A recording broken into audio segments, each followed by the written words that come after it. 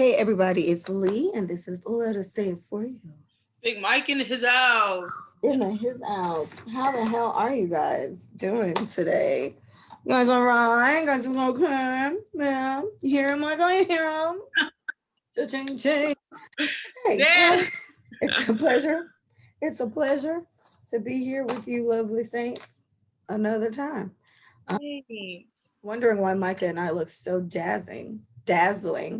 It's because we're going to celebrate our dear friend, Erica Jones. Her birthday is on Valentine's Day. Yes. And 214, bitch. you 14. So we're going to dinner with her. Hate birthday dinners. I told her that. I was like, I truly hate these. I'm doing Yeah. this for the love of you. Because I hate these. Okay. But yeah, so that's why it looks so good. We're gonna jet out of here as soon as this is done. So, anyways, Mike, how's your week been? Tell me about yourself, girl. I literally just came back from a business meeting actually, and that's why I was like running a little late because I just went in there. Okay, let's talk about it really quick. Let's talk So about it.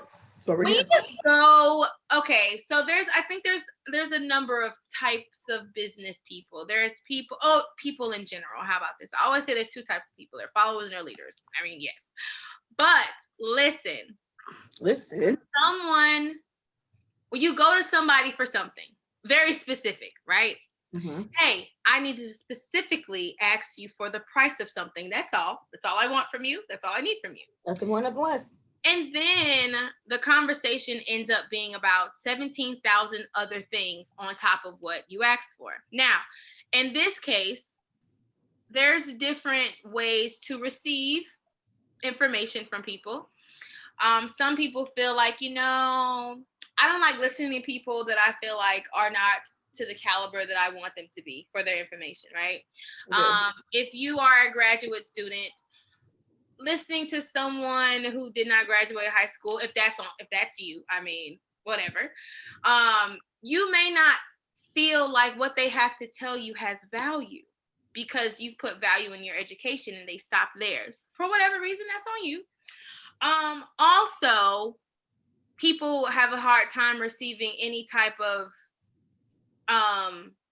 wisdom, if you will. I'll say wisdom, unwarranted wisdom. That's it. That's what it is. Sometimes unwarranted wisdom, because sometimes people can't wait to tell you how smart they are, right? They can't wait to impress you.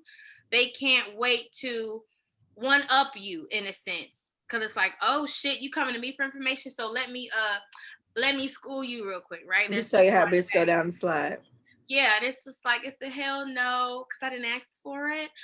But there's always something you can get from everybody. So I just want everybody to kind of step down from their little pedestals, their high horses. You can receive really good information from everybody, honestly, even kids. I love listening to kids. I feel like I get the most honest truth from children. Keep you young. But what I will say in this situation, like, I don't know, you guys should take a feedback animal test.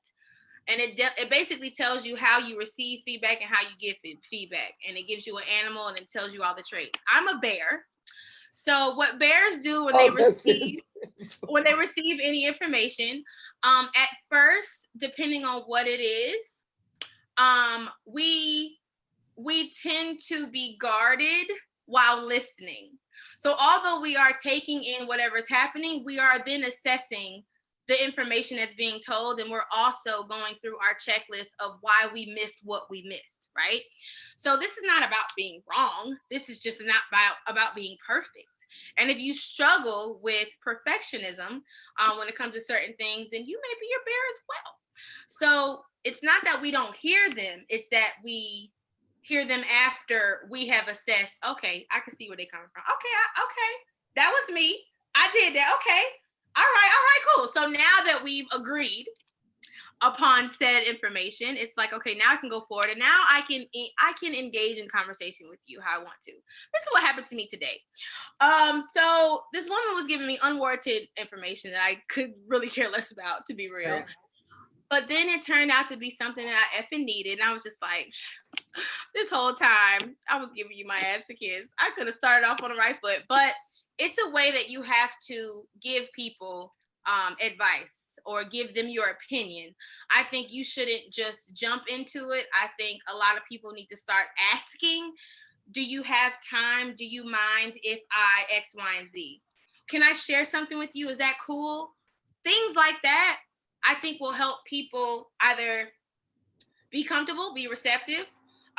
You'll know off rip if they want to talk to you, continue the conversation or not. And then you can kind of figure out where you go from there. If the person wants what you're trying to give, then they'll tell you. If they don't, the conversation will be over. But I think it just saves a lot of time for people like me, because it's hard for me to cut people off when I feel like they're trying to help me, and not help me in a way where it's hindering, or help me in a way that they know more than me. Just help me. And I look young, and I know my hair does not help. I look like a fucking cherub, I'm pretty sure. But older people tend to want to sit me down and talk to me for hours about shit they feel like I don't know. And although I do know it, I know there's something that I can take away from whatever they're saying. So I force myself to listen. And be receptive.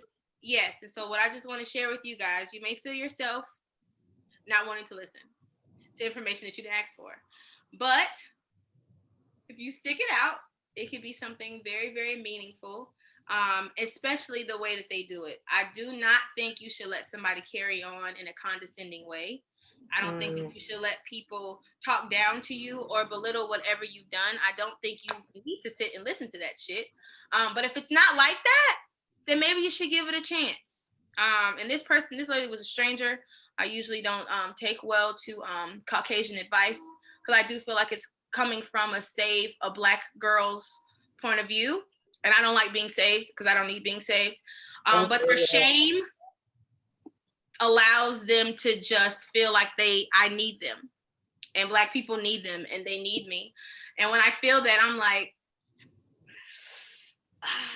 don't project your fucking guilt on me, because I don't need you. I'm educated. I got it, man.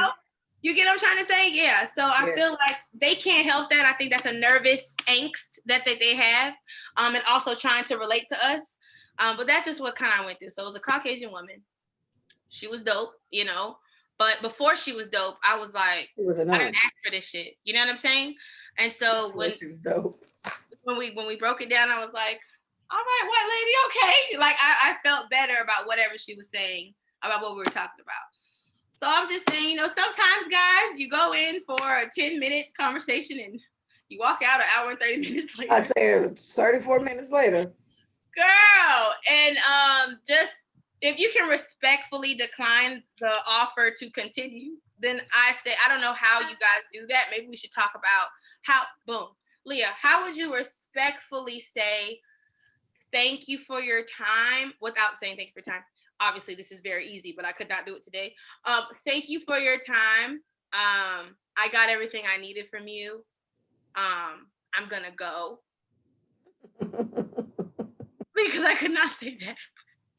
I couldn't say it because you just know they want to help you. They're helping. They're not trying to be a burden. Well, in that regard, because I don't know the setup of your situation, but just the way you'd get away from anything, you pretend like there's somewhere else you need to be at this moment, or there's a call you need to make, or just like like while they're talking, because I've done this. Okay, so you're talking to me, just like it's me checking the time.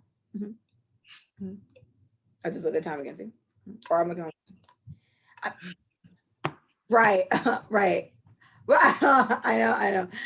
Listen, I'm so sorry, but I have to go make this call, or I'm so sorry, I gotta go pick up my kid, or I'm so sorry, I gotta go. I don't know, but it's like, I'm so sorry, but thank you so much for this. Okay, no problem. Because then okay, great. Much shows all the appreciation. Now they feel whatever, and they feel like they just saved you the shit you don't like. But yes, save the Black and you. Thank you so much. Oh my gosh. And then you just go. Yes. Okay, cool. Because I was having the tough. Once you start getting there, start checking the time, bitch. You got something to say. Right. Oh my gosh, right.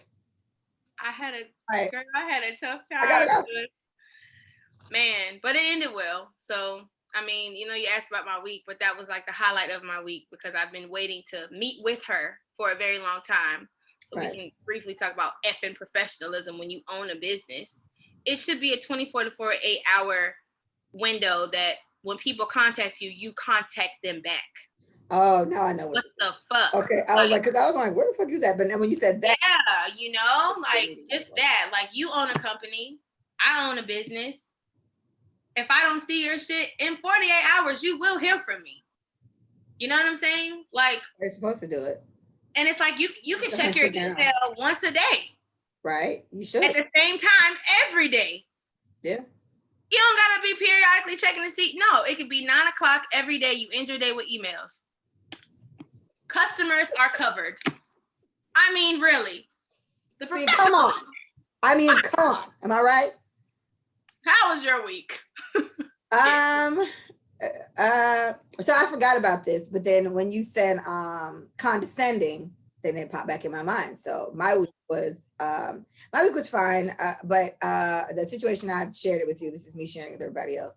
So there was an instance where a situation where my daughter's teacher, one of her teachers, wrote me like on the 2nd. So whenever that was, but I just got to it like 2 days ago. Long message. You know what? I'd like to read it because I would like you guys to hear what she said, but because it was fine, you know. But it was the word condescending that you just said that. All right. No, that's not it. Okay, it's this one. So her teacher sent this email. She said, "Hello, I hope you're well. I'm reaching out to you today because of something Mia said in class. I did ask her to apologize to the student. However, I did not address the situation further because I did not want to embarrass her. I believe that she said this trying to defend herself when the student said that her rap sounded like gibberish, but it was still not appropriate. She told a Hispanic student that they did not understand her because she wasn't speaking in Spanish. And her tone of voice was very condescending. I would appreciate if you spoke with her about being mindful of our tone of voice when we speak to others. If you have any questions or need further details, please reach out. I appreciate your support. Have a great day." Smiley face. Right. So I'm reading this shit on the 9th, so I'm late, but I got it. So I said, hello, Miss So-and-so. I apologize for just getting to this. I'm just reading it now. I'm so sorry. I just had a talk with Mia and explained to her how her comments could be taken the wrong way. But I hope the same consideration for condescending tones was mentioned to the Hispanic student. As speaking Spanish is cultural to that Hispanic child, rap is cultural to us Black folks. I don't raise her to be prejudiced, but I do raise her to defend herself. So please see her condescending comment as nothing more than a poorly executed attempt to defend herself by giving her opinion as her fellow classmate felt the need to give theirs. If he didn't mean to be condescending to her, I'd like us to consider Mia wasn't trying to be condescending to him either. It's a learning moment for both students. You never really know what matters to people or who you might offend. So erring on the side of caution is always best. Thanks so much. Have a great day. So this teacher in particular, she and I have had words before. On the very first day of school, she was just really rude to Mia. Like Mia was in her class for all of fucking 8 minutes. Mia was, she had to introduce herself. And so Mia's talking to me and Mia's like, "Mommy, I'm so nervous." Da, da, da. So basically she just snapped on Mia and she fucked up because she let me hear it and she let my mama hear it in the kitchen. So my mom is a teacher. She teaches college students, but she went the fuck off. So I emailed the lady, went off, and I haven't really had issues with her since. But what I said when I, did a rant on this was that she's Hispanic. She's of Hispanic descent. So I understand how this probably like struck a nerve quicker than it would have with somebody else, or maybe not. Because I understand the correlation there. But my whole point in the rant with this is that kids aren't born racist or prejudiced or whatever. They're not born that way, right? These are things that they're taught somewhere along the way or things they pick up somewhere along the way. So my thing is, I've heard many cultures. I've heard some Black people say it. I've heard Blacks, whites, Hispanics all say, "How do you guys listen to this rubbish? How do you guys listen to this gibberish?" So my thing is, either one of those comments could have been taken defensively, I think. And I think if we're just going to automatically assume little man didn't mean anything by it, why do we automatically jump to my child being condescending with her tone when she says you don't understand it? So then what just kind of solidified it even more for me was when she told me who the little kid was. I know the little kid, right? She talks to him all the time. He's been in like most of her classes and Spanish is his first language. So when I called her in there and asked her, so what happened with this whole, you were rapping and blah, blah. She was like, "Oh, it was so-and-so." And he said, "Man, that sounds mean, but what your rap sounds like gibberish." So she said, "Well, you probably don't understand it because it's not in Spanish." So I said, "Okay, well, why did you say that?" Because, I'm the, "Well, why did you say that? And how do you feel? And how did that make you feel?" And blah, blah, blah. So she was like, "Well, he speaks Spanish all the time. So He probably didn't understand it because it wasn't in Spanish. So I was like, okay. So I had a little talk with her how, that could be offensive, whatever. So I said, do you think you may have said it with like with a little tude? She was like, well, I don't think I said it in a bad way, but the teacher told me I needed to apologize. So I apologized and he said, no problem, or it's fine. And then they just went on with their day. So for me, that just kind of solidified exactly what I said. I think she brought her own feelings into it. Projected, definitely. Yeah, and was bothered by it. And she has all right to be, if that's fine. But I think if we're gonna give, the young man the benefit of the doubt and assume he automatically didn't mean anything racist by calling our culture gibberish or whatever the fuck, then I would like you to extend the same benefit of the doubt to my little bambino. Because what we're not gonna do is just automatically make my baby prejudiced as fuck or whatever the case may be. Yeah. I'm about to just vilify my child off rip. And I think that's something that every teacher, Mia, will have for the rest of her life, at least till college, is gonna learn when they fucking with me. That's what you're not gonna do. If we're gonna give benefit of the doubt, I think we should have talked them both that these are, or it could have been something, I don't know.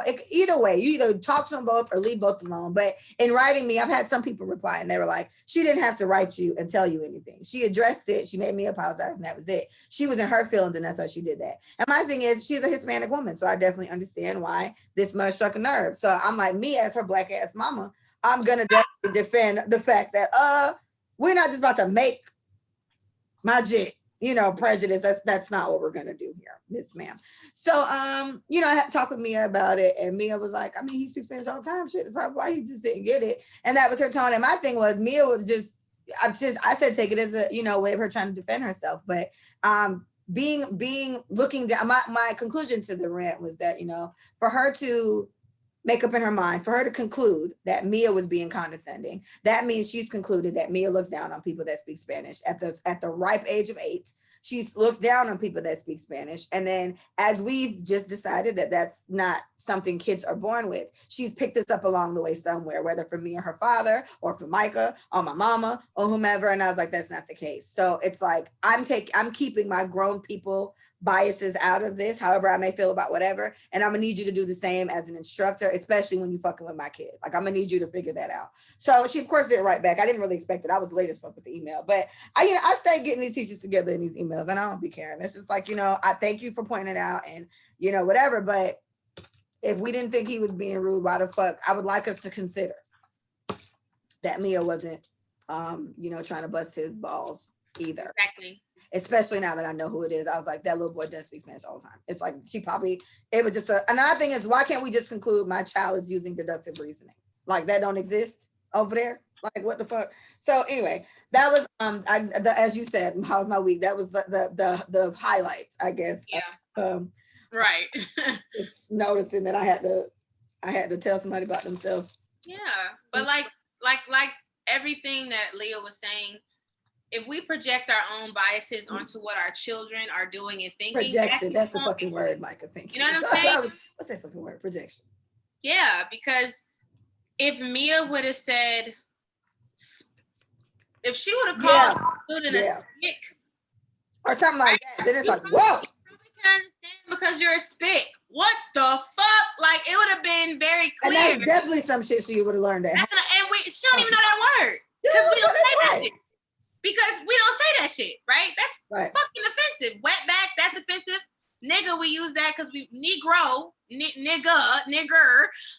like that. There's many variations.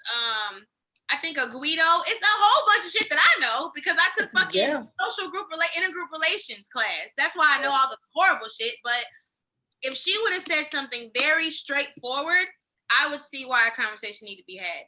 For me, that was no point. If anything, she should have both said, hey guys, let's respect everyone, blah, blah. It should have been a general thing. That's what I think. Because, not to be mean, Mia, but that sounds like gibberish. Bitch, I'm rapping. That's my culture. What if Mia took it there? Like you said. This is what my child is going to be. Between me and this. Yeah. Like what? This is where she's going to go with it. Okay. Yeah. This is what my people do. She's going to be one of those. Yeah. So think about, I just didn't make it. I feel like as a teacher, for me, right. I can't. In your case, what would you do? Right. You can't go to a child and say anything that I think is coming from my own. What I think I'm getting. As you should. What kids do what they say is exactly what it is. There is no hidden fucking messages, no subliminal messaging, no nothing. It is what it is. I said what I said. And if I meant to be offensive, I would have called him a spick. Or I would have called him because you can't speak English. She would have said something very mean. If that's what she meant, that was her intention. Because kids say what the fuck kids say whatever. Kids that's say what I said in my rant. The whole show. That's so exactly like you said, I definitely agree. And as a teacher, I don't confront children about something that one said over the other that I felt was more offensive. If anything, I'm saying something to both of them to just respect each other when they're talking. Or maybe, hey, did you turn up your mic? Hey, Mia, can you rap a little slower? We could have, it could have been this. And I was laughing because I'm just like, what the fuck was she rapping for? And my thing is, I'm just like, what the fuck was she rapping for? It's probably free time. I don't know. And for me, because I was thinking, okay, fine. If I sat there, I don't think she even put into consideration the thought of, okay, this is because she's Hispanic. So I think she's expecting me to just automatically just agree and feel like, oh my gosh, it's so crazy. But that's not where my kid is coming from. That's not what I teach her. It's one thing if I was straight up in here, hey, if they speak Spanish, we don't like them. And then this wouldn't be so far-fetched for me, but that's not the fucking case. So it's like, immediately I get defensive. So immediately it's just like, oh, whoa, hold up there. Well, why we just think my child taking it to the streets, And as a Hispanic woman, I feel like she should have thought that through too. Like, okay, am I taking this a little too sensitive? Because I feel like these are the things that you should consider, especially when it comes to children, because neither understand either of the racial implications. They don't. They're children. Are the ones that get it. So it's like, okay, we can talk about it, but you coming to me, giving them to me. Okay, I'm gonna give you the black ass ones right back. Like, if we're gonna just conclude that that's not the case, then we're not gonna just put that on my child. So my ending this was a learning moment for both kids. And, because condescending tones, I shouldn't know what the fuck that means. Like, come on, like, don't do that. And I think she probably was trying to, I kind of get the vibe. I don't want to say that all the way, but I thought about it too. Like, maybe this is her way of I've had to come for both of her teachers twice. One of them straight up said to the full class, she was wrong, right? She was giving the wrong number, the wrong page number in the book. She straight up said, how did you guys even make it to the third grade? I don't even understand how you made it to the third grade. And she was snapping on the other student. So I heard that shit. I was like, what the fuck is wrong with these? Like, I went off. I emailed her. I copied the principal, and I put the last one, the one that this is the situation. I'm like, look, the next time I hear anybody talking crazy to these kids, that's it. Like, I know I didn't put the principal. She ended up, I said, I'm going to write the principal next time that's the case. You cannot talk to people's kids like this. How do you look at 7, 8-year-olds and ask them how you make it to the third grade? I'm sitting here trying to figure out how the fuck you became a teacher. Why are you a teacher? You have no patience for children. None. You're doing this for a paycheck. So maybe this was her thing, because Mia was in trouble the other day with the other teacher, but she wasn't here. She was at Manny's house the day I was going off or whatever. So they're writing me because it's just like, oh, she's the mom that always got something to say. Like, that's kind of the vibe I get. And I don't mind, because I am the mom that always got something to say. And I am the mom that's always. You got time for me. Yes, I'm here. Oh, you need me? When they were in person, I was always there. If they needed a mom for this, a mom for that, a chaperone. Mike has been a chaperone once because I couldn't go. If ever it's needed, I'm in there because I want it to be very visible. Oh, that's Mia's mom. So they either know me as Miss Butler or Mia's mom. And it's just like Mia Hunter's mom, excuse me. Not a problem. That's me. Right. So it's just, maybe that was her way of just pointing out something, like maybe like a one up. And it's like, I'm sorry, I don't necessarily agree they're children. If Mia was probably like something like that, then maybe a little bit more. If it was more deliberate what she said, I would feel her. But yeah, I feel you a little bit more. Probably don't understand me because it's not in Spanish. They have Spanish rap. Cardi B was rapping in fucking Spanish with it, and it was a very popular song. Goddamn. Mm-hmm. Did I understand it? Fucking no, because I don't speak Spanish. And if somebody would have said, you probably don't understand it because you don't speak Spanish, I would have been like, you right. Right. That's what the fuck? True. That's what I'm saying. And my thing is, what I thought about was, okay, let's say I'm the teacher and there's 2 kids here and the roles were switched and the little boy yelled out, well, that's because you're a nigger. Right? That's totally deliberate. But even still, I would still put this on what I said initially. Kids are not born this way. This is something that he was taught that shit. Yes, and they're 8 years old. So if I'm gonna sit here and automatically just peg this fucking 8-year-old as a racist, no, because he's a fucking child. So go to your parent. Tell him that what he said was inappropriate. Do the same thing she did. You need to apologize, and then go to the parent. But this is not a situation where you sit here and you get all like up in arms about something with kids. They're kids, and that's what I'm saying. You don't talk to kids about stuff. Leave that up to me. You talk to me because we're adults and we know what projection and prejudice looks like. In here calling people niggas. Now get it together now. That's what I'm saying. That's a reflection of you. Timmy, we do not use that language in here. Right. In front of everybody. And then Timmy's mom, he said nigger today. Now I can only infer that he's heard such language at home. Now correct me if I'm wrong. Because they don't say nigga on like Paw Patrol and shit like that. We don't use that here. That's a big word. That's a big. As a Black woman, myself, I was offended. Me. You hurt my feelings. Talking to me. You hurt my feelings with that. But I was offended. Me. The point of me and all that little black ass. Me and that one and that one and that one. We were offended. You hurt our feelings. We were offended. And they don't even know why they was offended. I was offended for this. Well, my dad says it all the time. Well, hey. I'm pretty fucking sure. He does. Pretty fucking sure. That's that, y'all. Watch your kids and don't let these people just talk to your kids no type of goddamn way. She wasn't mean to Mia, but I think that was coming to me because yes, whatever Mia does, good or bad, is a reflection of me. It's a reflection, no matter what. Understood, and I appreciate that. But in this situation, I'm not. Oh no, we ain't got racial issues in my house, and I don't. Think what she said was just her using her little 8-year-old logic, which seems pretty fucking logical to me. So try it. On depression. Ain't got no time to be doing that shit. We ain't got time for that shit. It's Black History Month. You ain't finna. No man. All right. So we could jump straight into. All right. I had to mention this. I didn't want to, but I'm gonna mention it. So there was a situation with Gabriel Fernandez, that little boy that got like killed by his mom and his mom's boyfriend, and it happened a long time ago. Like I think he died back in like 2013, and they just took him to court.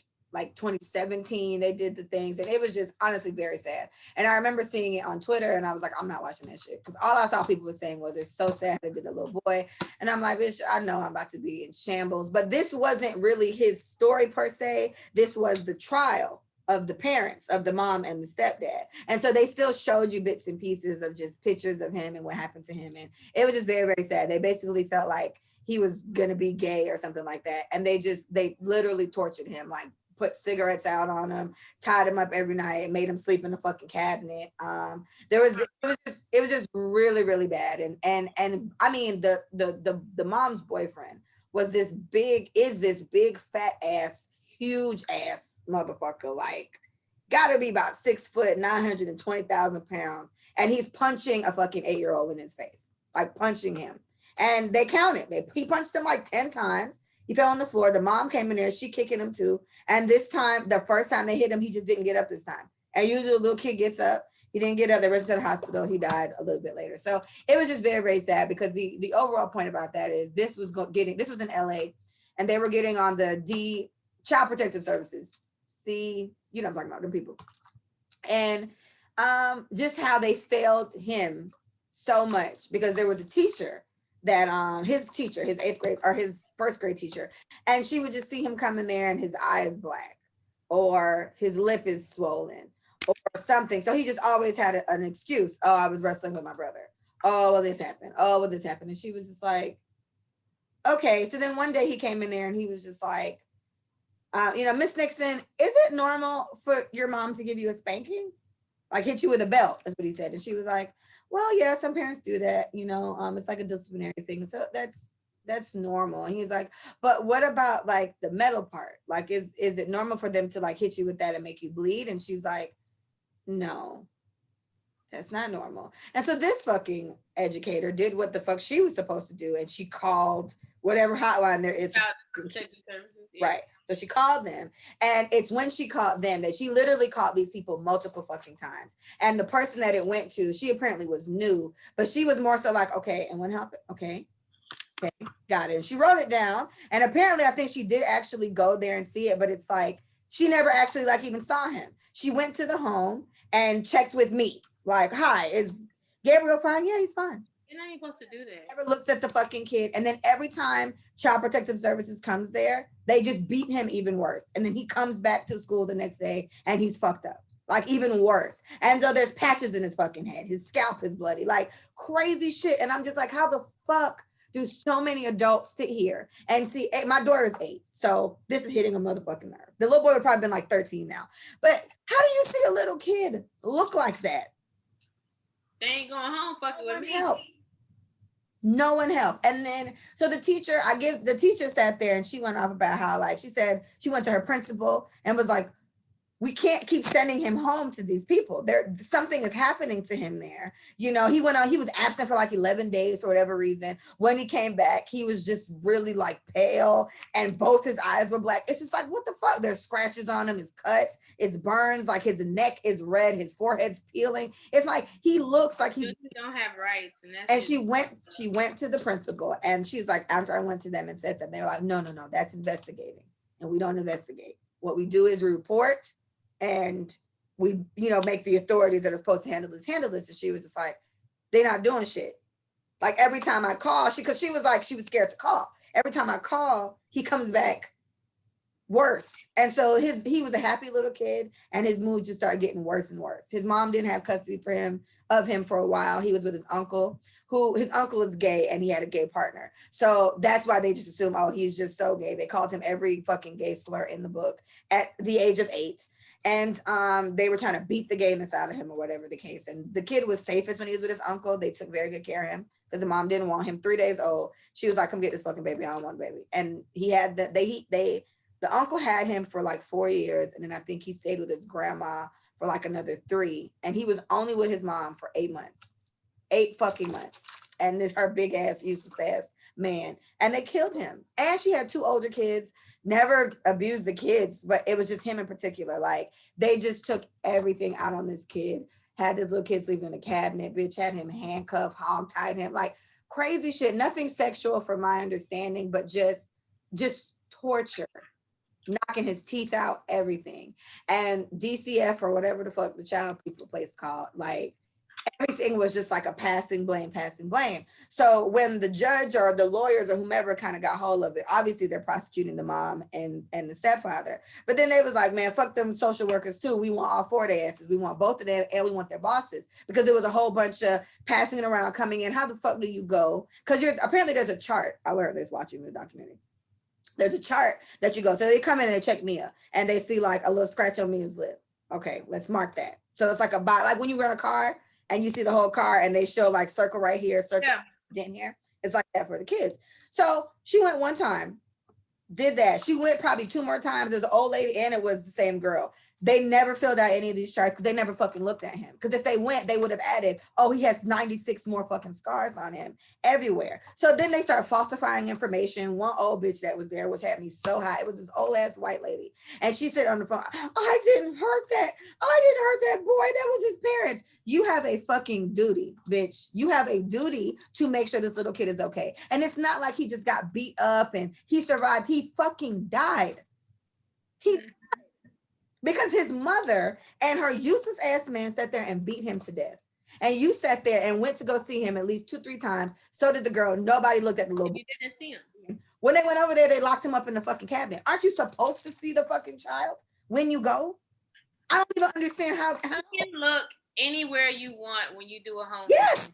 You can open things, you can close. They have to just stand there and wait till you're done. And deal with it. Exactly. And there was on there. One lady that was on there, she's also a social worker, and she showed her social working, whatever. And she went in there, it was a 5-month-old, and it was something where the foster mom and her girlfriend got into it, and the neighbors called. So they were like, oh, we got to go see. We got to go check on the baby. So she went there and went out there. She was very nice. She's like, and I have to go through everything. Can I see the baby? You see the baby. The baby happy as fuck. They didn't show the baby. I wish they showed the baby. It was 5-month-old, but the baby was fine. She checked if there was food. She checked the baby's butt to make sure there's no rashes. Thorough. thorough. And it's like, this is what you're supposed to do. How the fuck did they never ever catch it? And eventually the little boy, like, I think maybe one of his last times, what the stepfather said the argument was the little boy said to his mom, you know, why do you stay with him when he treats you like this? Nothing to do with the fact that he beats his ass every single fucking day, but he's still worried about his sorry ass mama. I wish I could get hold of this bitch. And she tells the boyfriend, she was like, oh, he in here talking shit, talking about how, why am I with you? And he was like, he just got so mad that that's what happened. He picks the little boy up, holding him by his neck, holds him up against the wall, punches him dead in the face. He just passed out. Like, that was it. And he did beat his ass for another fucking however long, but he never got back up. And it was the little kids, it was their two other kids that testified on them. Yet when they hit him that time, he just never got up. And they rushed him to the hospital. He had a pulse, and they did everything he could. And he ended up being on life support, and they, you know, pulled the plug on him a little bit later. And the saddest thing about that was, even after they got convictions for both, the mom got life in prison, no parole, and the boyfriend got death penalty. He got sentenced to death.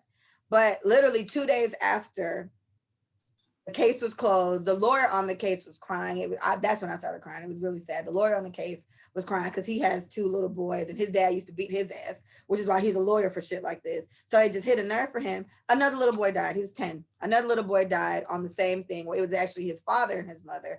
And in that case, the father must have sexually assaulted the little boy and then killed him. And it's just like, same thing. Child Protective Services went there multiple times. No one did anything. Nobody fixed anything. The kid wasn't with them his whole life again. And within the 5 fucking minutes of being with the parents that they're supposed to be with, the kid ends up dead. And there's another fucking case and another fucking case. And there's just so many. So it's like, I don't want to say it's the worst, but apparently Los Angeles has a very big problem with their child's protection situation, because it's just so fucked up. And then there seems to be a whole bunch of cover-ups in it because nobody wants to take responsibility for not, you know, for failing these children. And it was just really, really sad. And then I understand it, because the little boy lost his life because bitches weren't doing their jobs. And that's how I feel. And they had a lot of other people kind of come in there and comment on other social workers. One social worker lady who used to be a social worker, she was there in defense of the social workers. She was just saying that you as a social worker, you probably got like 64 cases or something like that. Like, it's just crazy. You have so much that you have to do. And it's like, there's just too little social workers and too many kids that need protecting. And she's not trying to, her thing is she's not trying to validate, you know. I was going to say the same thing. But honestly, she's saying she's not doing that, but that's really what she did most of the time. She's saying that that's not fair, that they are being held responsibility for it. And they ended up dropping the charges. No, I think they should be held. Okay, so my thing is, so if you sign up to be a social worker, that means you sign up for as many caseloads as you get. If this ain't what you want to do, you don't need to be fucking doing it. So my thing is, unfortunately, teachers and social workers, apparently, unfortunately, the only fucking job that anybody can fucking get always has something to do with fucking kids. These last result ass people who don't know what the fuck to do with their life end up being a fucking teacher. They end up being social workers. This last result ass shit, my life is meaningless, let me just get a check, always has something to do with taking care of fucking children to some degree.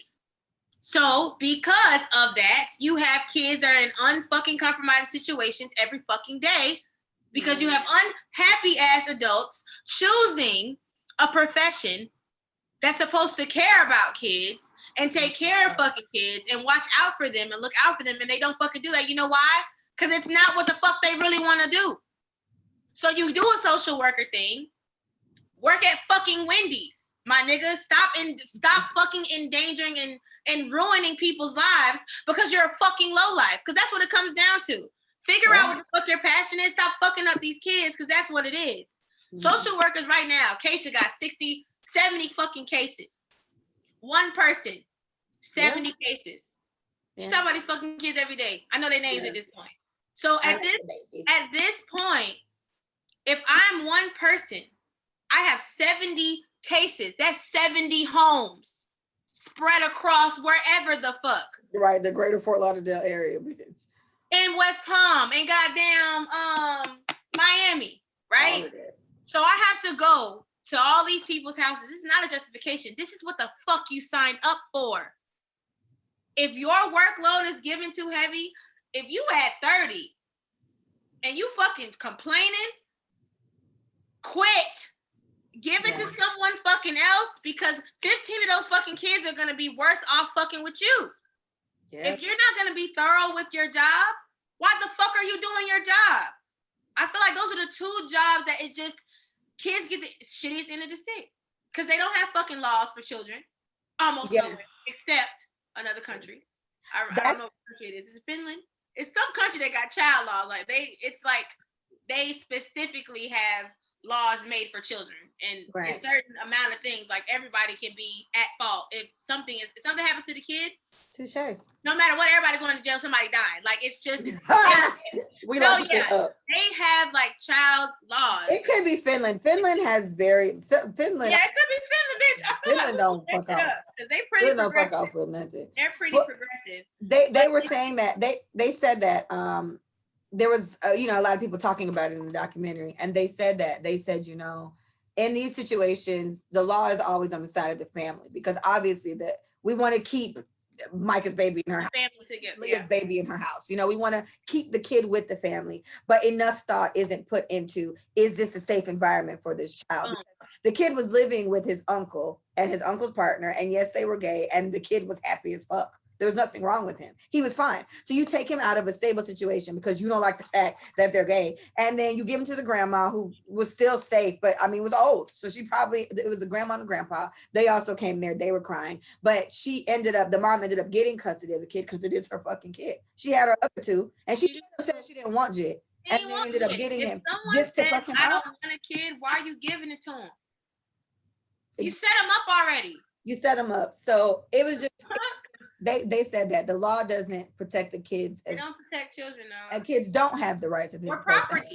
Kids are property. The kids don't have the rights that they're supposed to have, and they don't get as much say so as they should. And then him at the age being 7, by the time he got to his mom, died at 8. By him being that young, his say so about where he wanted to go or not wouldn't really take into consideration, because he kept crying to his grandma saying, I don't want to go. Don't send me over there. Like, I don't want to go over there. And the grandma and grandpa just sat there crying like shit. Like, they felt terrible. And then his dad, the little boy's dad, was in prison. So she had all 3 of her kids is the same man, but he was locked up. And so the man was there. He came and he testified and he said, I'm the father. And he didn't cry, but he was just he's very quiet. And he's just very straight faced. But he looked sad. He looked sad as fuck. And so the lawyer was like, what would you say to him if you could say anything to him? And he was just like, I'm sorry. Fucking sorry. Because he wasn't there. He wasn't there. And to hear that that's what happened, some big sorry ass motherfucker beat your son to death and you weren't there, and his sorry ass mama just helped. You get what I'm saying? Like, it was just really, really, really fucking sad. And kids is a super sad spot for me. But yeah, and they're just like dogs. They're helpless. Yes, I said yes. They need people. No matter what, they just want to be loved anyway. So no matter what the fuck you do to them, they just run up to you. No idea. It don't even matter what you do. I can't do this on my own. I can't reach the top of the counter. I can't feed myself. I can't pour this juice. They can't. They're not fucking able. So they need, even when it sucks. I was watching this documentary, and this guy, I think I said this, he was yelling at his kids. And he was a fun dad or whatever. It was a documentary about babies. And he was studying the brain development and all that. But he was saying he has 2 little girls. And he just randomly said, he was like, you know what? I think I yell at y'all too much. This is just him, just talking. He said, I think I yell at y'all too much. They was like, no, Dad, you're perfect. You don't yell at us. Da, da, da. And then he was like, no, I get a little carried away. I need to work on, and this is the type of conversation you should be having with your fucking kids to get them thinking about how people should fucking treat them. You. But whatever. So shout out to you, liberal man. And so he was like, no, I can literally use my inside voice with y'all a little bit more. I think I'm going to work on that. And it was like, Dad, no, you're perfect. Like, please, like, we were wrong, Dad. It was us. We were jumping everywhere and you told us to sit down and we didn't. So he was just like, the scary part of having children or knowing that children are out here existing, they need me so much they can't even find the flaws in me. Damn. They need me so much they refuse to see the bad. It's like they're blinded by it because they need me so much. And he was like, because of that, that makes me want to be a better person and a better dad. So I'm worth needing. I can be nicer. I don't have to yell all the time. I think I yell too damn much. That he was just critiquing himself and his parenting. And just that fact alone, they fucking need you, bro. You can fucking torture kids every day, bro. It doesn't matter. They're not going anywhere. Where are they gonna go? Yeah. They're helpless. They have nowhere to fucking go. They have no idea how to do half this shit.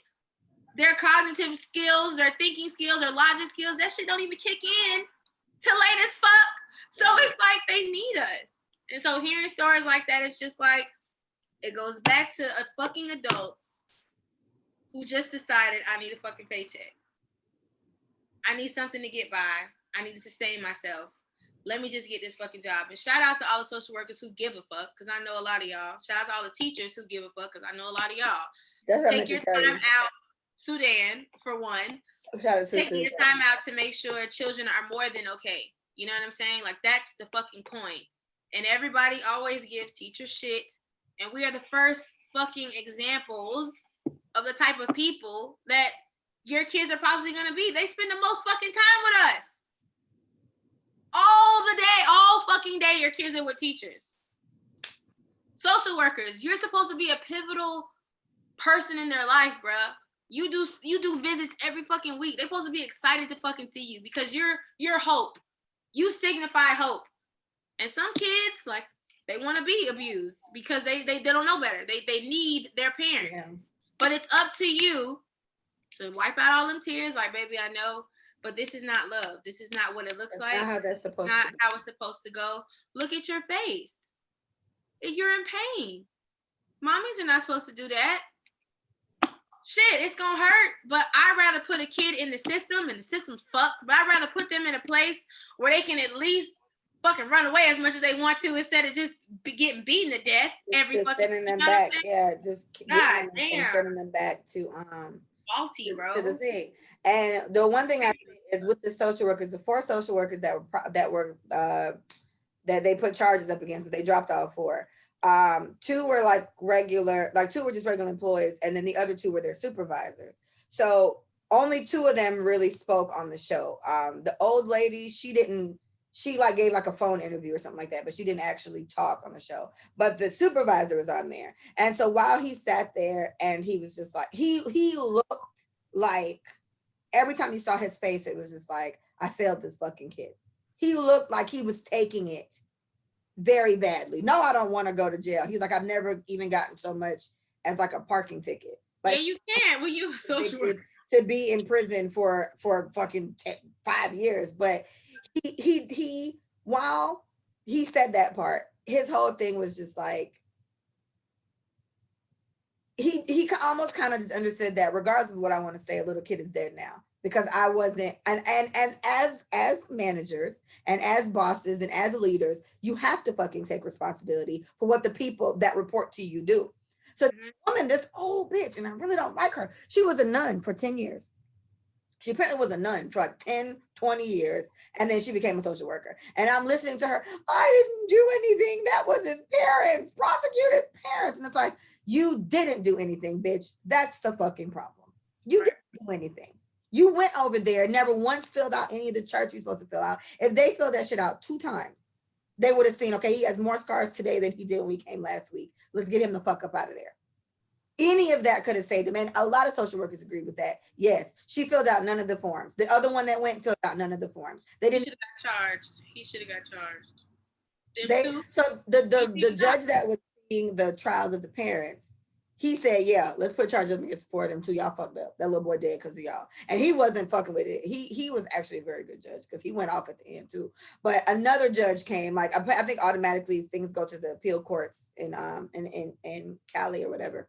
And another judge said, you know, they aren't responsible for, it was crazy. Like this, the overall thing about why it's dismissed was like they weren't responsible for the well-being or something like that of the kid, and it was like they didn't directly have an impact.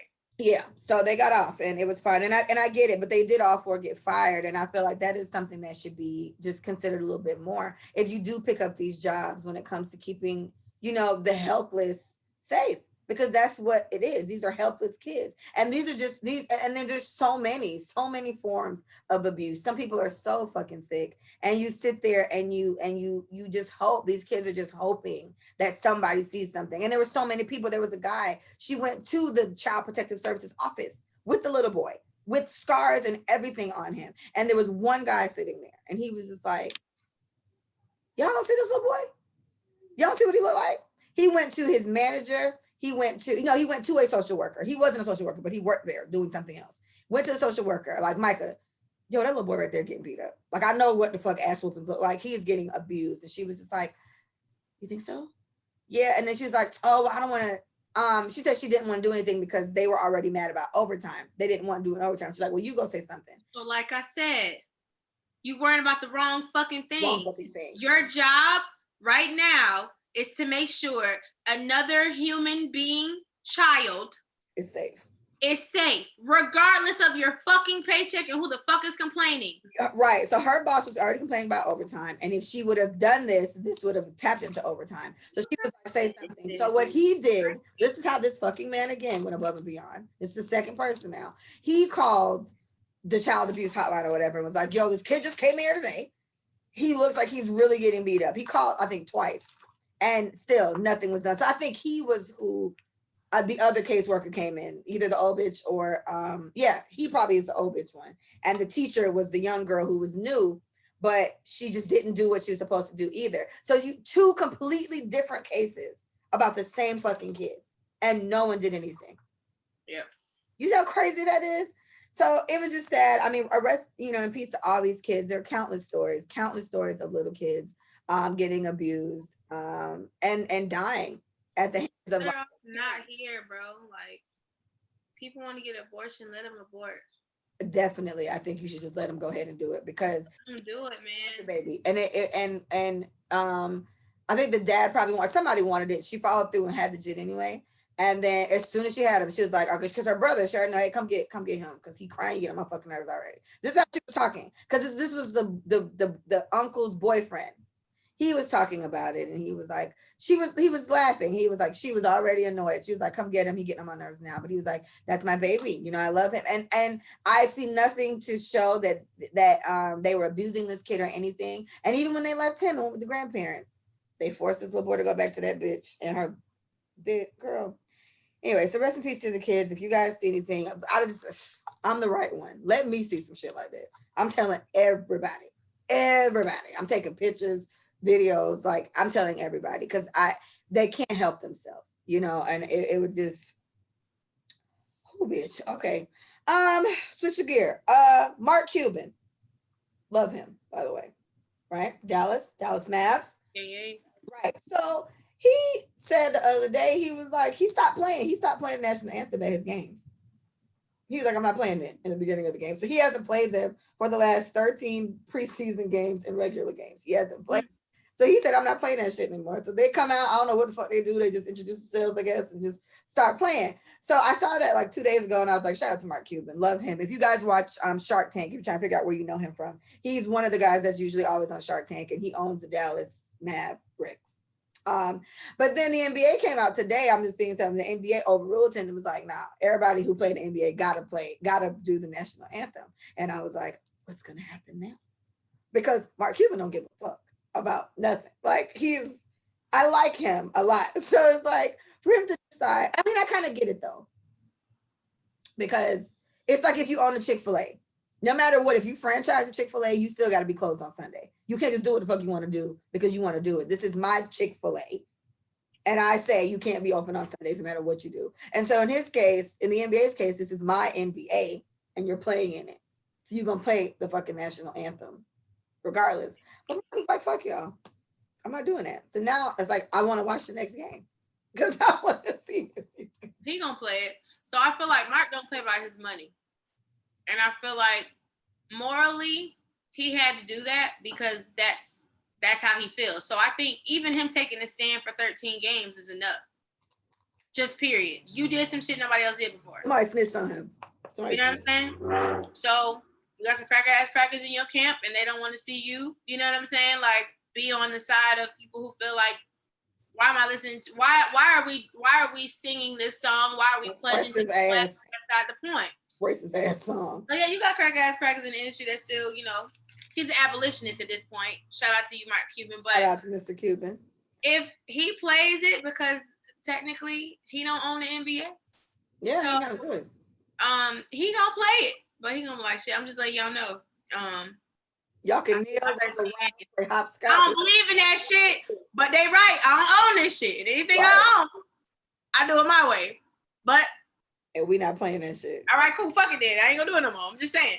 Well, shout out to Mark Cuban. I like him a lot for that. So last episode, me and my psychic powers, I called that Dani and Da Baby.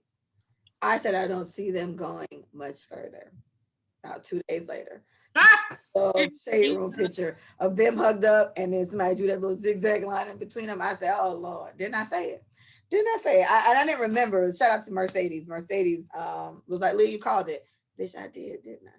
So that's it. Say it's not that I don't like Dani Lay, because Dani Lay does get a lot of shit. We had a whole talk about her last time. So it just, I did like her, but she annoyed me a lot with just the way she came about the situation. Not even the yellow bone we want thing, but just how naive she is. And I guess, I mean, we got to remember that just because we went through our life-changing relationships at a younger age, this Micah and myself is what I mean, doesn't mean everybody has. Like, I know somebody who didn't go through that hard ass relationship till she was like 33. And now, you know, there's certain things you don't get. But it's like, we all learn things. There's things that I'm going through, niggas, that people probably learned a long time ago too. But it was just like, it's like, you don't, I just kept getting so annoyed that she just wouldn't be quiet about it. And now she's single. So of course everybody clowning her. And it's just like, so yellow bone ain't what he want, huh? Is that all you got? Is that all you're gonna say? That's all you're gonna say to just get off my page. It's like, I almost feel bad for her. Like, I almost feel bad for how naive she is in this situation. And trust me, I definitely understand. These men have a way with words. I get it. Okay? He's doing all the fucking TikToks and shit. You know, she like that. So she's all like, you know, wooed, but he gone. He gone. And then to put the fucking cherry on top, Mimi today posted, and she like retweeted something, and it was like, stop asking if me and him straight. Yeah, we did. We super glue. I was dying. I said, see, I told you. You know what that is? Poor girl. It's like, Dani, all right, this is a learning moment for you. What are we going to do the next time he comes back? She's going to date him? Probably. She may need like 2 or 3 more times. All right, well. Yeah. Dani, wish you and the baby and the Mimi the best. Okay? The Mimi. Right. At least she didn't get pregnant, you know, because then she's going to be his third baby's mama. And I mean, but in situations like that, I've found that girls who really aren't all the way matured enough, like that's how I'm going to gauge this.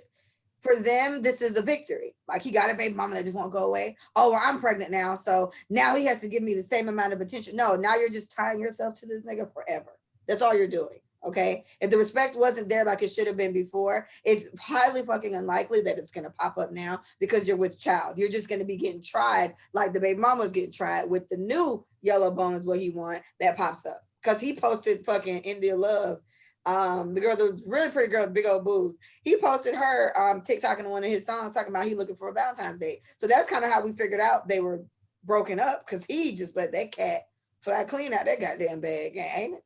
Ain't the cat up? Ain't it? Oh, God. Social media is just, I feel like you can't grieve in peace. You can't break up in peace. Everybody got to know every move you got going on. Even that's her fault. That's her fault. Because regular ass people be like, I'm single, after everybody saw a whole profile picture and posted date night and all this other shit. Now you single. So it's like, it's just the shit that we're invested in sharing. And then when it's time to also share the bad news of what you've been sharing, it's like, fuck. Well, shit, I did it. Like, okay, bitch. Well, I didn't ask you to tell me. Like, what the fuck? Like, I didn't ask you to carry on about being yellow. I didn't ask you to make a song. I didn't ask for that. But it's like, how you gonna be mad at me? Oh, that's all you can say? No, bitch, you said it. I'm just reiterating. And then she did what I truly hate. She done brought the Lord into it.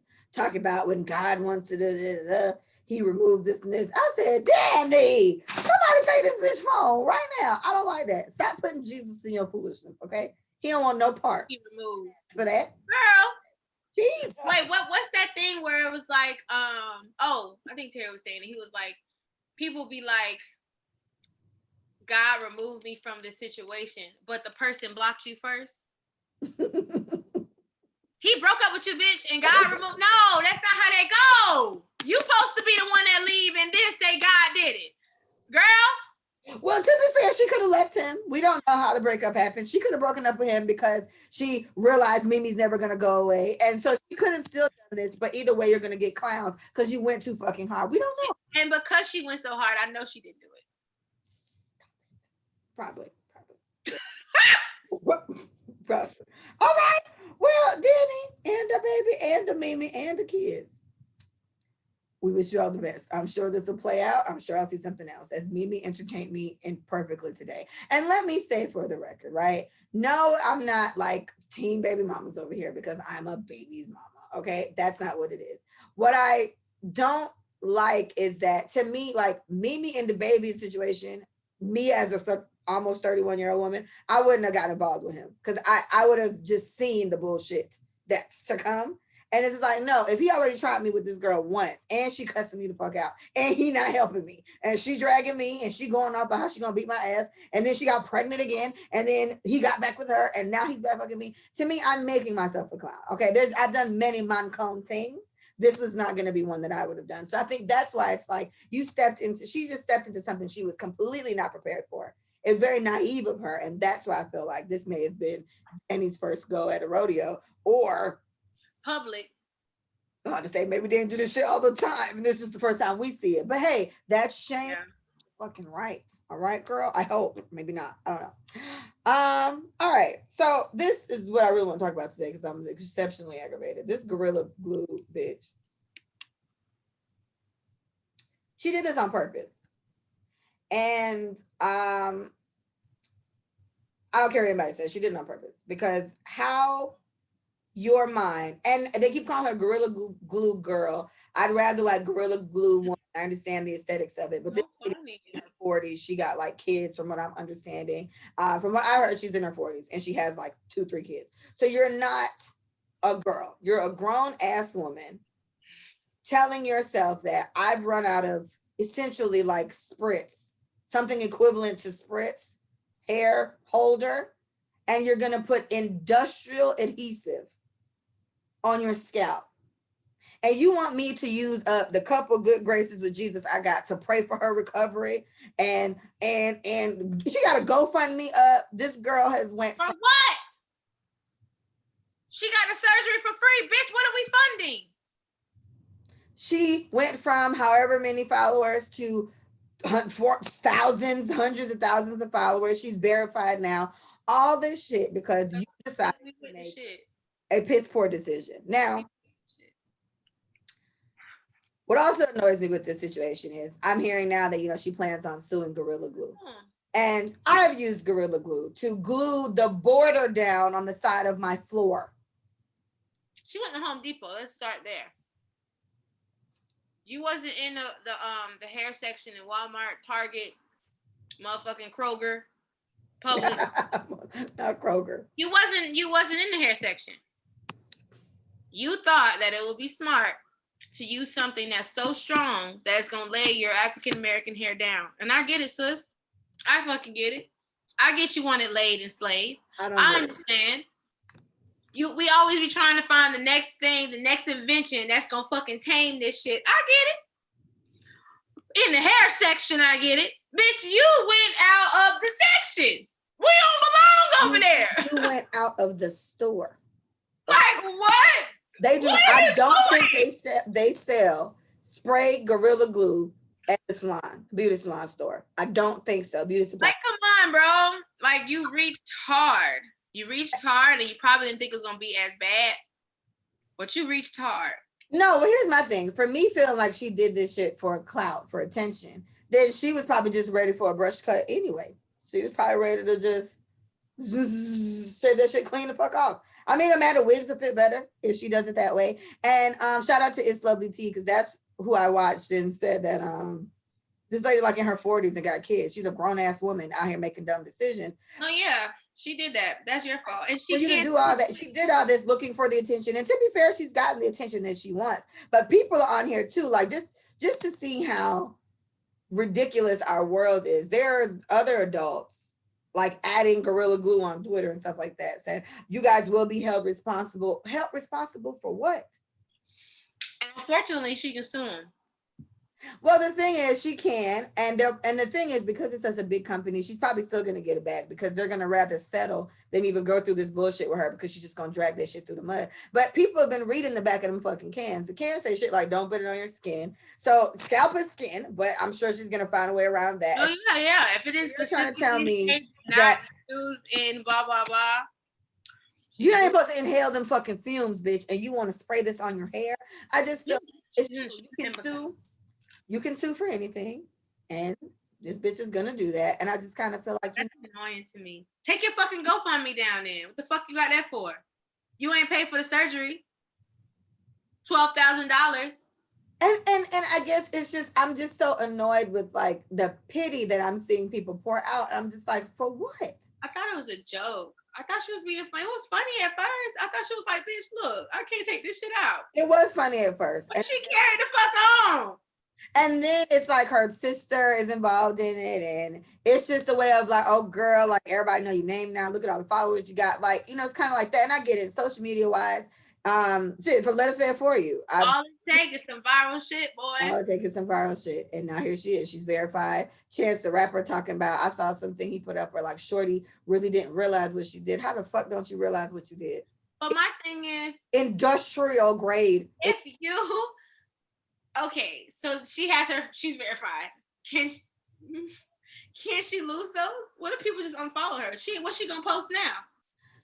My thing is she'll still be verified, but that's what I'm saying. What the fuck is your talent? What is she gonna post now? But that's what's her angle?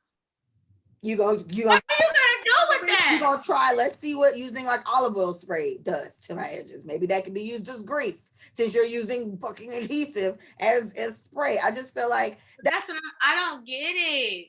She's just gonna just stay there, and people who follow people. I have mad people that follow me for no apparent reason. I don't know what the fuck they're looking for. So she just has all that now, and I guess they're gonna just watch her do nothing. She's not gonna post nothing. Maybe she sings or something. Hopefully she does have something that she can promote, whereas it could just transition into that. Like all the girls you see on Bad Girls Club and stuff like that, they've slowly transitioned into whatever the fuck it is they do. They're not necessarily known for that anymore. Like Dream Doll or whatever. She was on Bad Girls Club for like a day. And I don't know if y'all remember her season, but she had like kicked the shit out of this girl, and they kicked her off the show. And now Dream Doll's a rapper. People hardly remember that's the same bitch. So it's like, okay, maybe she could do that. But I just feel like I don't like my intelligence being tried, and then I don't like. It's just like, girl, I don't feel bad for you. Like you did some dumb shit. No, yeah, we and why I don't know why people are feeling bad. This is a funny. I don't understand. I'm like, is it me? This is a funny situation to me, and you get what you pay for. You pay for that. You play stupid games, you win stupid prizes, bitch. Yeah, you literally put industrial glue in your hair. Industrial adhesive. That's the shit you literally, when you spray that shit, you don't even spray it in your house. You usually go outside and spray that shit because it's gonna get everywhere. And then guess what? What's more annoying? There's a challenge. These fucking kids done created a challenge. I saw a video. Of course they did. She got Bantu knots and she sprayed Gorilla Glue all over Bantu knots. So what's gonna happen to the baby? Miss Gorilla Glue, ma'am, girl, fuck you. Fuck you for that. Fuck you for that. All right. Last thing is Valentine's Day. Let's talk about that. For all the lovers and all the single gals, you guys got both here. Got a lover. You got a single girl. Y'all gonna be all right. This is Yeah, the day. I hope you guys are okay. It Yeah. is just a day. Go buy yourself something. I think I've been saying this shit. I think I post on Valentine's Day every year about how people feel on this day. And I made a video on Instagram like 4 years ago. That's when I got Frank, my first fish. Rest in peace, Frank. I literally was just on some, at this point, y'all, like, obviously we know it's a capitalistic day. Like, you should basically be loved all year round. We know this. We do. You should get flowers all year round. But this is a day where you can actually take out time to do something nice. They're helping these niggas out. That's what I think. They helping these niggas out that's not normally thoughtful. And they just, hey, nigga, just try to do something nice. But for women, like, I remember in college, like, we used to go out because we weren't with nobody in college for real. Like, me, Mila, Lala, Shamara used to go to L House to get drunk as fuck on Valentine's Day and have the best time, right? Ain't nobody talking about how we're not loved and oh my God, we just wasn't on that shit. But I think the older you get, I think the worse some people feel about being by themselves. I hate using the word alone, but some people do feel alone. So I have to validate how you feel. That's a word, yeah. Being alone on a day where people put so much emphasis on how important love is and how important it is to have a partner. But I just want to encourage everybody, if you have a best friend, if you have a cousin, if you have a sister, if you have a group of people, how about y'all make this, okay, let's make a pact. If we're single on this day, let's choose to do this and that. Let's have a good time together. Let's appreciate each other for the love that we have. No, it's not intimate, and it may be. But if it's not, I love you for being the person you are in my life. Here's a rose. I love you. I'll let me get you something. You know what I'm saying? Like, y'all can do that too. You know what I'm saying? So, I don't know. Like, I feel like we should try to start changing the way that we think about this day. And I know some people dread this shit just because it's so cliche.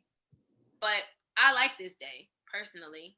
And even when I wasn't getting what I wanted, I still liked this day. It's another fucking reason for me to get dressed up and go out to eat, which I love doing. So, yeah, I don't know. Just try to find the joy. And if you can't find the joy, if you want to soak all fucking day and eat ice cream and watch fucking Lifetime, then by all means. Then do that, sis. If that's how you love you. Soak all fucking But day. don't you let people make you feel like shit. Feel like shit for yourself. But don't let everybody else do it, okay?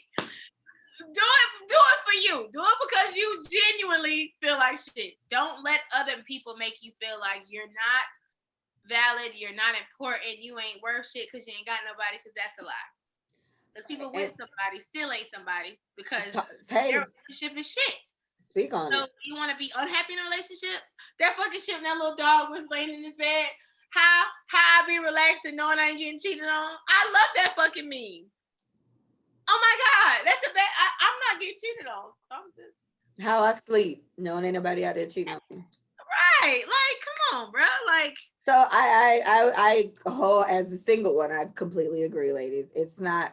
Valentine's Day used to be a big holiday for me because one of the guys I've dated earlier on in my life always made it very special. And then the guy that I was with for the longest, he didn't start, putting a little pep in his fucking step till the end. I was like, it's nice, but you didn't numb the bitch up to this day that I don't even care. So Valentine's Day, I'm not I don't feel any way about it. If I am a big flowers person, and I used to have somebody that bought me flowers all the time for no fucking reason. So I used to buy myself flowers every week just on the check. I like roses a lot. So I just feel like me and Brie already had plans. We're supposed to do some things and then go out, but she's working that day. But I mean, plans have popped up with a friend of a friend.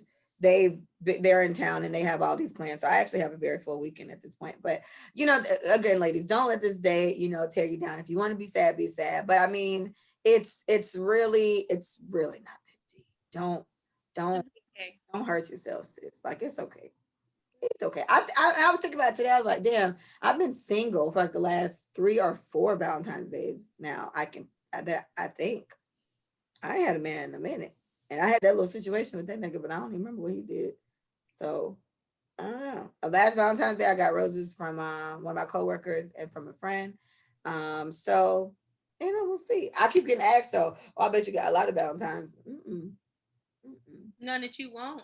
Not that right. That's what one of them said to me. He was like, "Well, I'm sure you could have a date, but you're just very selective." I said, "You better Mm-hmm. believe it." All right, give us something blackety black, Michael. We got to get it to go.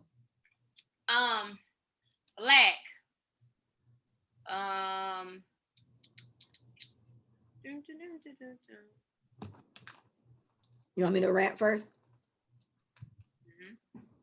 You want that? I'll just put my rant, my little Leah's rant minute, just on, I guess about kids or whatever. Again, they're defenseless, they're helpless, they need your help. I think parents, when it comes to school, with me having to intervene with what's been happening, this homeschooling thing has given us a very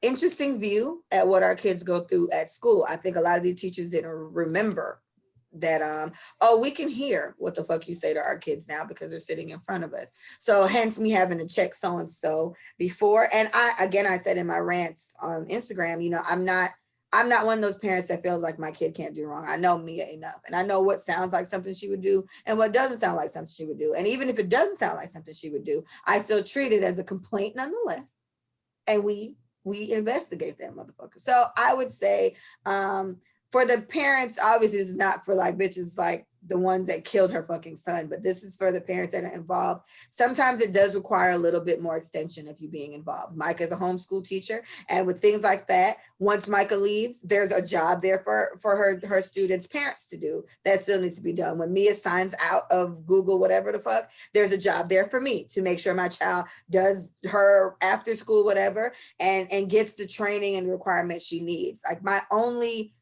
goal, all I ever wanted to do was be a mom. I wanted mad kids, and I've lucked up with the one. She may be it, but she's gonna be better than me because that's the goal, for my child to be a better version of me. My mom has told me I'm a better version of her, touched me right up in here. That's my heart, not my titty. And Mia will be a better version of me if I have anything to do with it, and I do. So I would just say, parents, it's time to stay involved, check on your kids, and help make them, better versions of you. Okay, that's my rant, because who the fuck else is gonna do it? It ain't Micah's job.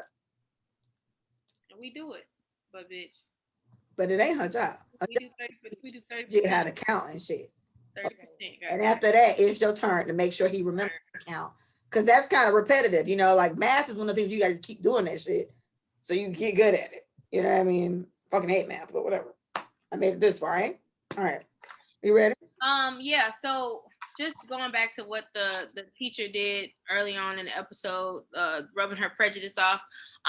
For Black parents, I think what I want you guys to take away just in general when you're talking to your kids, be very intentional on what race looks like in your household, and what it sounds like. I feel like when you have situations where you have kids who are raised in all Black environments, it's kind of hard to teach about difference because everything around them is them, right? So what I would encourage you to do is expose your children. Like y'all can go to the other side of town, go to West Palm, go to Boca, let them get exposure to other cultures so they're not shell shocked when it happens, because kids say some pretty racy shit. I had a middle school kid told one of this she It's funny.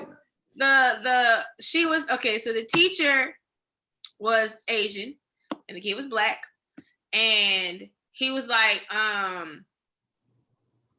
do all Chinese people got short hair like that? Because she had a bob.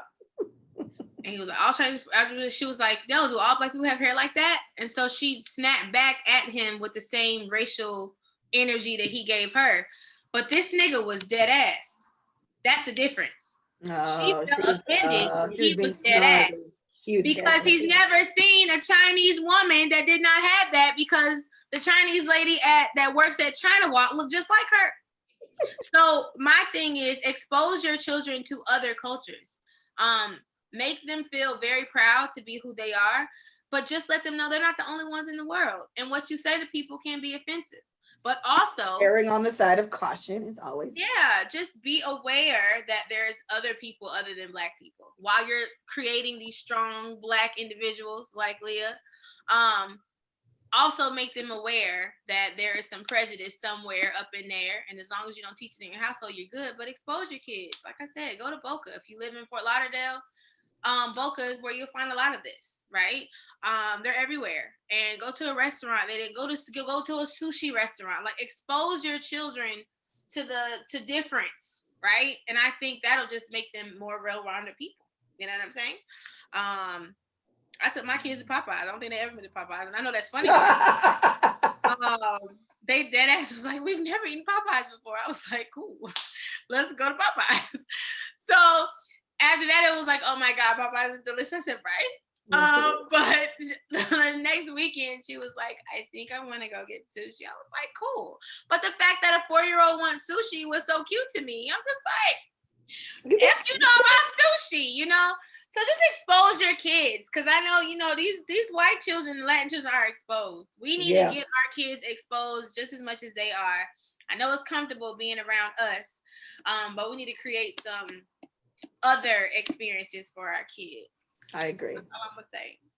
All right, that's beautiful. And in doing so, that does, you know, help just help the situation, help you be more confident with stuff. I can easily see how if that same email was sent to somebody that wasn't me, maybe that wasn't as well-rounded or wasn't as aware of how the other comment could have been racially charged to or whatever, then it would just easily been, oh my gosh, I'm so sorry, I can't believe she said that, da, da, da, da. And then you blame your kid for some shit they didn't even fucking do. That wasn't intentionally. Yeah. So exactly.